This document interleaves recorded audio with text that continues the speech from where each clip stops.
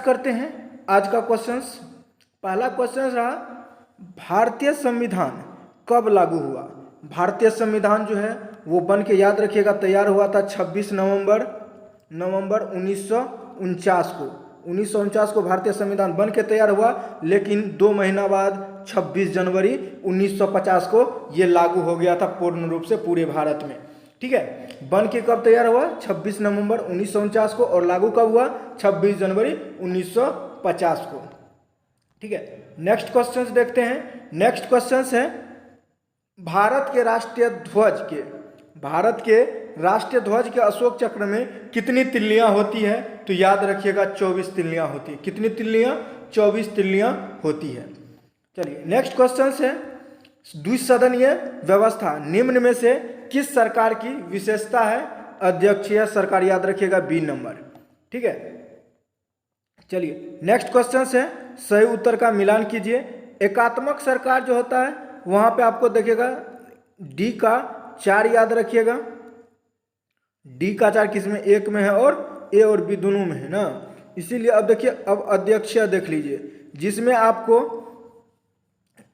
हो जाएगा शक्तियों का विभाजन नहीं, पृथकीकरण, ये हो गया। और संसदीय में आप लोग याद रखिएगा, संघीय व्यवस्था में शक्ति का पृथकीकरण होगा। 1 नंबर सीधा सीधी याद रखिए, आपको 2 को मिल गया तो ए नंबर सही आंसर हो जाएगा। चलिए नेक्स्ट क्वेश्चन है, भारतीय संविधान में मूल अधिकार को किस देश के संविधान से लिया गया है। तो याद रखिएगा यूएसए, अमेरिका के संविधान से लिया गया है। नेक्स्ट क्वेश्चन है, भारतीय संविधान में समवर्ती सूची की संकल्पना कहाँ से ली गई है। समवर्ती सूची याद रखिएगा आप लोग, ये आपको समवर्ती सूची आपको कनाडा से लिया गया, समवर्ती सूची कनाडा से। चलिए नेक्स्ट क्वेश्चन है, भारतीय संविधान की प्रस्तावना में भारत को निम्नलिखित में से किस रूप में घोषित किया गया है। याद रखिएगा आप लोग, एक प्रभुत्व संपन्न, समाजवाद, पंथ निरपेक्ष और लोकतांत्रिक गणराज्य। ऑप्शन नंबर सी आपका राइट आंसर हो जाएगा। नेक्स्ट क्वेश्चन है, भारतीय संविधान की 8वीं अनुसूची में भाषाओं की संख्या कितनी है। तो याद रखिएगा 22 भाषा शामिल है। कितना भाषा, 22 भाषा। चलिए नेक्स्ट क्वेश्चन है, भारतीय संविधान में कितने भाग हैं। तो याद रखिएगा 22 भाग है, 395 अनुच्छेद हैं और 12 अनुसूचियां हैं। ठीक है, 12 अनुसूचियां शेड्यूल है।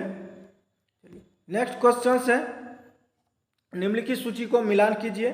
याद रखिएगा भाग 4 का कौन है, आपको मूल कर्तव्य है। ए का 4 ए में भी है, इसमें भी है। और दूसरा है भाग 8। भाग 8 में आपको याद रखिएगा संघ राज्य क्षेत्र के बारे में आपको दिया गया है, यानी बी का 2 भी हो जाएगा।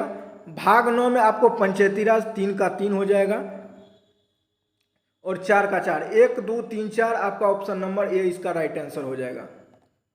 चलिए नेक्स्ट क्वेश्चन है, संघ सूची और समवर्ती सूचक विषय में कानून बनाने का अधिकार किसके पास है। तो याद रखिएगा आप लोग लोकसभा के पास है। लोकसभा के पास कानून बनाने का अधिकार है। नेक्स्ट क्वेश्चन है, नए राज्य बनाना, उसके नाम, सीमाओं में परिवर्तन करने का अधिकार किसके पास है। तो याद रखिएगा वो संसद के पास है।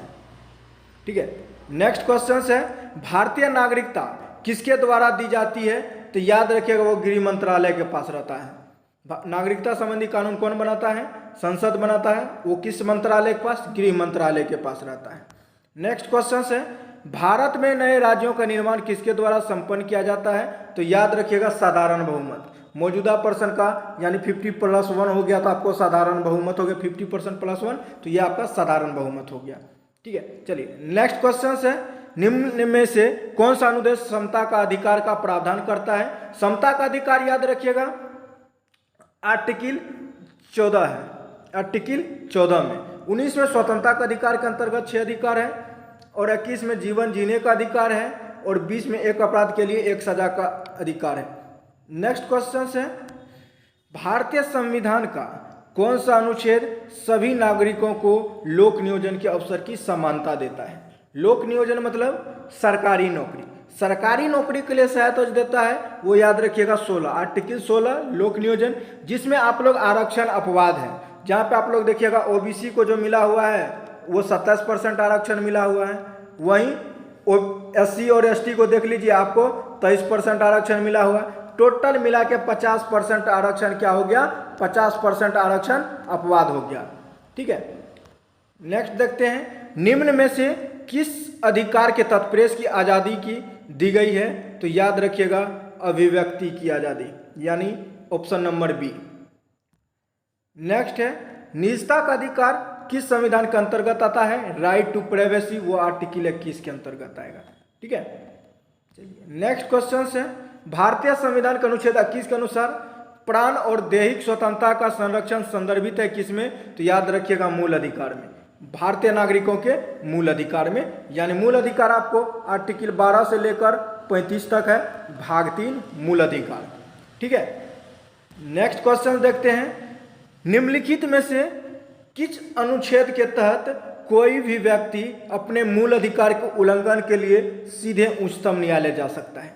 यदि आपका मूल अधिकार का हनन होता है तो उसके लिए आर्टिकल 32 के तहत आप डायरेक्ट कहाँ जा सकते हैं? सुप्रीम कोर्ट जा सकते हैं। और वहीं पे आपको मूल अधिकार के उल्लंघन के लिए सीधे आपको उच्च न्यायालय यदि बोल देगा तो याद रखिएगा 226 आर्टिकल के तहत आपको जाना है।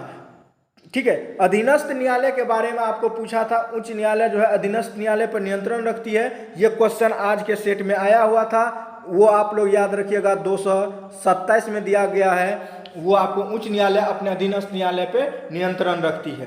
ठीक है, चलिए नेक्स्ट क्वेश्चन है, मूल अधिकार का संरक्षण किसको कहा जाता है?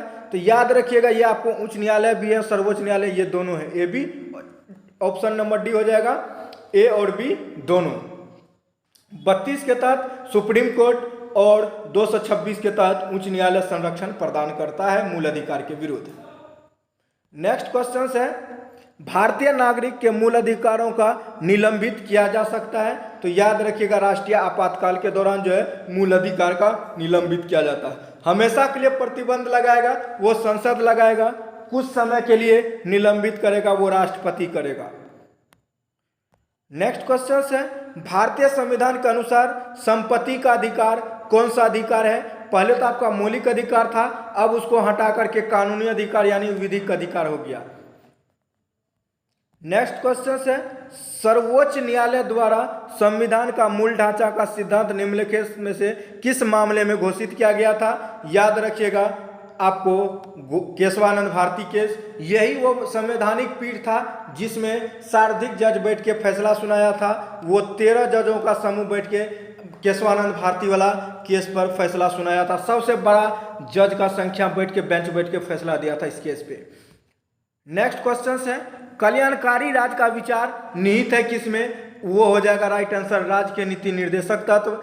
आर्टिकल 38 में आपको कहा गया है, आर्टिकल 38 में कल्याणकारी राज्य का स्थापना करना। ये राज्य के नीति निर्देशक तत्व जो है डीपीएसपी, ये भाग आप लोग याद रखिएगा भाग 3-4 में है। भाग 4 में आपको राज्य के नीति निर्देशक तत्व दिया गया है, वहीं 4 का ए यदि हो जाएगा तो मूल कर्तव्य हो जाएगा। चलिए नेक्स्ट क्वेश्चन है, भारतीय संविधान का कौन सा भाग राज्य के नीति निर्देशक तत्व को संदर्भित करता है? तो याद रखिएगा भाग 4। ठीक है, नेक्स्ट क्वेश्चन है, भारतीय संविधान का कौन सा अनुच्छेद पंचायती राज से व्यवस्था से संदर्भित है? तो याद रखिएगा अनुच्छेद 40, पंचायती राज का गठन का चर्चा आर्टिकल 40 में दिया गया है। 36 में आपको राज्य का परिभाषा है डीपीएसपी के अंतर्गत, और वहीं 39 में समान काम के लिए समान वेतन सबका चर्चा है, और इसी में शराब सब पे प्रतिबंध सब जो लगता है, पर्यावरण संरक्षित, वो आपको 48 में हो जाएगा। चलिए नेक्स्ट क्वेश्चन है, राष्ट्रपति को पद की शपथ कौन दिलवाता है? तो वो याद रखिएगा सीजेआई जो होता है, भारत का मुख्य न्यायाधीश जो होता है वो राष्ट्रपति को शपथ दिलवाता है। नेक्स्ट क्वेश्चन है, राष्ट्रपति संसद के दोनों सदस्य के कुल कितने सदस्यों को मनोनीत करते हैं? तो याद रखिएगा पहले तो 2 को आंग्ल समुदाय को लोकसभा में करते थे, अब वहाँ मनोनयन हटा दिया गया है तो सिर्फ राज्यसभा में करेंगे, कुल 12 मेंबर का कहीं करेंगे। ठीक है, नेक्स्ट क्वेश्चन है, संविधान के अनुच्छेद 75 का 3 के अनुसार मंत्रिपरिषद के सदस्य सामूहिक रूप से किसके प्रति उत्तरदायी होगा? तो याद रखिएगा आप लोग लोकसभा के प्रति। मंत्री आप भले ही राज्यसभा के मेंबर हो, यदि आप मंत्री हैं तो आप सामूहिक रूप से किसके प्रति? लोकसभा के प्रति ही जिम्मेदार होंगे। ठीक है, चलिए नेक्स्ट क्वेश्चन है, भारतीय संविधान के अनुसार केंद्रीय मंत्री अपने पद पर किसकी इच्छा से बना रहेगा? तो वो याद रखिएगा कि वो आपको भारत के राष्ट्रपति के अनुसार जो है वो अपने पद पर इच्छा पे बना रहेगा। जब चाहेगा राष्ट्रपति हटा देगा किसी को मंत्री पद से, क्या दिक्कत है। चलिए नेक्स्ट क्वेश्चन है, भारत के महान्यायवादी अटॉर्नी जनरल को कौन नियुक्त करता है? तो वो भारत का राष्ट्रपति करता है। Option number B right answer हो जाएगा। नेक्स्ट क्वेश्चन है, भारत के राष्ट्रपति को कैसे चुना जाता है? एकल संक्रमणीय स्थानीय मत पद्धति द्वारा। ऑप्शन नंबर बी आपका राइट आंसर हो जाएगा। नेक्स्ट क्वेश्चन है, संसद में शामिल कौन कौन होता है? याद रखिएगा संसद का 3 अंग होता है। 3 अंग में लोकसभा, राज्यसभा और राष्ट्रपति। किस ऑप्शन में? ऑप्शन नंबर ए में है, ये आपका राइट हो जाएगा। नेक्स्ट क्वेश्चन है, राज्यसभा का सदस्य बनने के लिए किसी भी व्यक्ति को न्यूनतम उम्र कितना पूरी करना पड़ेगा?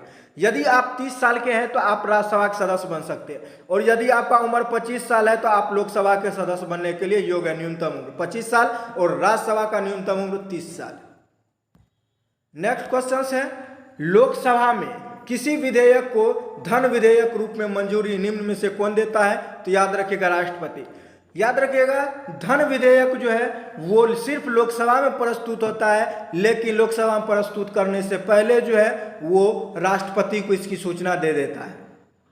चलिए नेक्स्ट क्वेश्चन है, निम्नलिखित में से किस विधेयक को राज्यसभा का आरंभ नहीं किया जाता? वो याद रखिएगा आप लोग, संविधान संशोधन विधेयक ए नंबर। नहीं रुक जाइए, वो गलत हो गया। धन विधेयक कभी भी प्रस्तुत राज्यसभा में, कौन सा विधेयक? धन विधेयक राज्यसभा में कभी प्रस्तुत नहीं किया जाता, सिर्फ लोकसभा में होगा।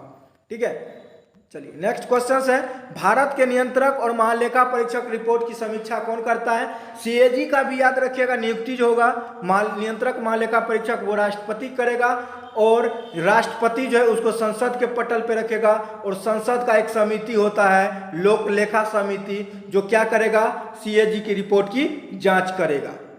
ठीक है, नेक्स्ट क्वेश्चन है, राज्यपाल को पद और गोपनीयता की शपथ कौन दिलवाता है? तो याद रखिएगा उच्च न्यायालय का मुख्य न्यायाधीश गोपनीयता का शपथ दिलवाता है, और राज्यपाल जो है राष्ट्रपति के प्रसाद प्रयत्न पे अपने पद पर बना रहता है। नेक्स्ट क्वेश्चन है, राज्यपाल को पद और गोपनीयता का शपथ कौन दिलवाता है? ये तो बता दिए, उच्च न्यायालय के मुख्य न्यायाधीश। नेक्स्ट क्वेश्चन है, राज्य विधानसभा में धन विधेयक किसकी पूर्व अनुमति से लाया जा सकता है? वहां पे केंद्र की बात था तो राष्ट्रपति से लेता था, और यहाँ पे राज्य का विधानसभा की बात है तो याद रखिएगा राज्यपाल से लेगा। ठीक है, नेक्स्ट है, मुख्यमंत्री की नियुक्ति कौन करता है? तो वो राज्यपाल ही करता है मुख्यमंत्री का नियुक्ति, और राष्ट्रपति जो है प्रधानमंत्री का नियुक्ति करेगा। नेक्स्ट क्वेश्चन है, कोई भी व्यक्ति अधिकतम कितने दिनों तक विधानमंडल की सदस्यता के मंत्री पद पर रह सकता है? तो याद रखिएगा 6 महीना। नेक्स्ट क्वेश्चन है, भारतीय नगर पालिका के शीर्ष स्थल पर कौन आता है? तो याद रखिएगा न्यायपालिका में आपको राष्ट्रपति आ जाएगा। नहीं रुक जाइए, ये गलत हो गया, वो नहीं आएगा। न्यायपालिका में आपको उच्चतम न्यायालय आएगा। न्यायपालिका में उच्चतम न्यायालय, उससे नीचे उच्च न्यायालय, उसके नीचे अधीनस्थ न्यायालय में आपको डिस्ट्रिक्ट कोर्ट आएगा। न्यायपालिका में आपको उच्चतम न्यायालय आएगा, सुप्रीम कोर्ट। नेक्स्ट क्वेश्चन है, न्यायपालिका का मुख्य काम क्या होता है? तो याद रखिएगा वो कानून लागू करवाता है, क्रियान्वयन, कानून का क्रियान्वयन हो जाएगा, बी नंबर। नेक्स्ट क्वेश्चन है, उच्च न्यायालय के न्यायाधीश को पद से कैसे हटाया जा सकता है? तो याद रखिएगा उच्च न्यायालय के न्यायाधीश को पद से कौन हटा सकता है? तो वो हटाएगा आपको संसद द्वारा पारित बहुमत के द्वारा, राष्ट्रपति द्वारा हटेगा। ए नंबर इसका राइट आंसर हो जाएगा। नेक्स्ट है, उच्च न्यायालय के न्यायाधीश की आयु कितने वर्ष तक होगी? तो याद रखिएगा उच्च न्यायालय का है तो 62 वर्ष की उम्र होगी। नेक्स्ट क्वेश्चन है, लोकतांत्रिक विकेंद्रीकरण का आशय क्या है? तो याद रखिएगा वो स्थानीय स्वशासन। नेक्स्ट है, उच्च न्यायालय के न्यायाधीश की आयु कितना? तो ये तो आपको बता ही दिया 62, ये भी हो गया। बलवंत राय, अब आता है बलवंत राय मेहता समिति का गठन किसने किया था? तो याद रखिएगा पंचायती राज के लिए किया गया था। यह आपको 1957 में हुआ था। बलवंत राय मेहता समिति का गठन किया गया था। ठीक है, ये बलवंत राय मेहता त्रिस्तरीय पंचायत था। ग्राम लेवल पे ग्राम पंचायत, और उसके बाद पंचायत लेवल पे, ब्लॉक लेवल पे पंचायत समिति, जिला लेवल पे जिला परिषद। नेक्स्ट क्वेश्चन है, निम्न में से कौन सा पंचायती राज का संस्था नहीं है? तो याद रखिएगा आप लोग, ग्राम सहकारी सोसाइटी। ठीक है, सी नंबर। नेक्स्ट क्वेश्चन है, नगर निगम के मुख्य कौन होता है? वो महापौर होता है।